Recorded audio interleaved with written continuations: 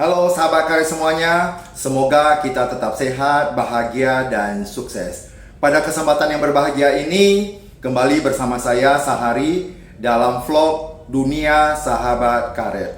Pada kesempatan ini, kita mendapat pertanyaan dari seorang petani karet dari Lampung yang bernama Teguh Karya. Saya ucapkan terima kasih kepada Bapak Teguh Karya yang telah menonton dan mengirimkan pertanyaan perdana kepada saya. Dan saya akan menjawab pertanyaan Bapak dalam bentuk video seperti yang telah saya katakan di konten yang pertama, bahwa setiap pertanyaan yang masuk akan saya jawab dalam bentuk video agar Bapak Ibu semua dan sahabat karir semuanya dapat mendengar langsung apa yang saya sampaikan.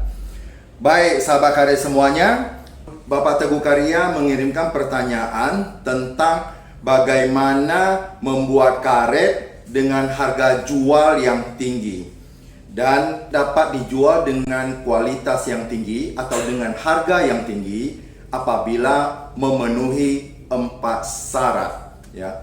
Apakah keempat syarat tersebut? Yang pertama adalah karet itu harus bersih. Artinya ketika petani akan membekukan latek, jangan memasukkan benda-benda asing ke dalam latek, kemudian dibekukan sehingga di dalam latek itu yang akhirnya menjadi bokar, tersimpan banyak sekali sampah di dalamnya. Ketika dibawa ke perusahaan dan dibelah, ternyata sampahnya lebih banyak daripada karetnya. Karena yang dibeli oleh perusahaan adalah karet, bukan sampahnya.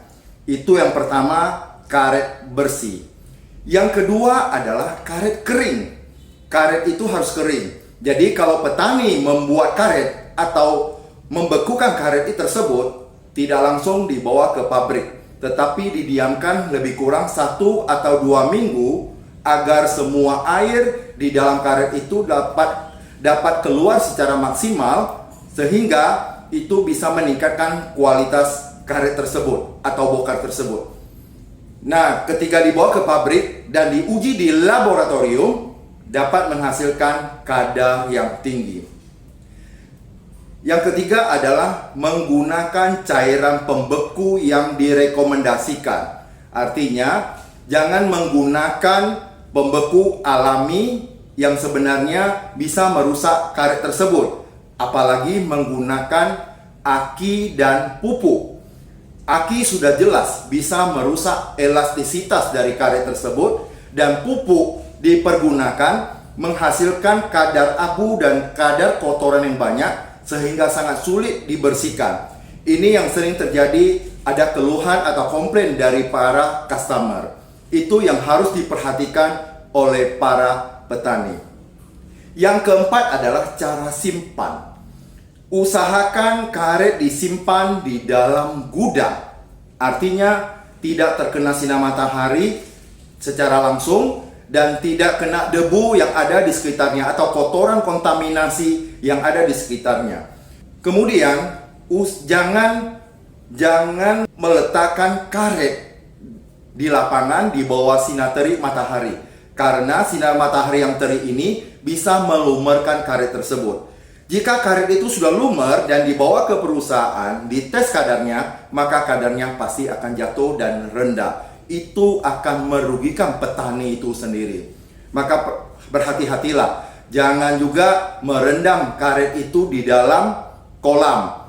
Karena ada satu cerita, ini kejadian fakta yang saya alami. Ada satu orang petani karet ingin menjual karetnya ke perusahaan. Sebelum dibawa ke perusahaan, mereka atau yang bersangkutan minta saya dan kepala pembelian ke rumahnya.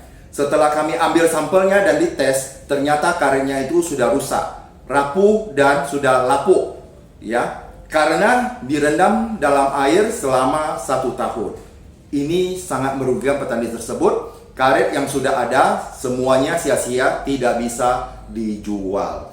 Ini harus diperhatikan oleh para petani agar karet yang dihasilkan mempunyai mutu yang tinggi. Mutu yang tinggi akan menghasilkan pendapatan yang pantas. Perusahaan akan membayar dengan harga yang tinggi. Dan demikian jawaban dari saya. Semoga apa yang saya jawab ini bermanfaat buat Bapak dan juga bermanfaat buat para petani lainnya. Terima kasih atas perhatiannya. Salam buat keluarga luar biasa.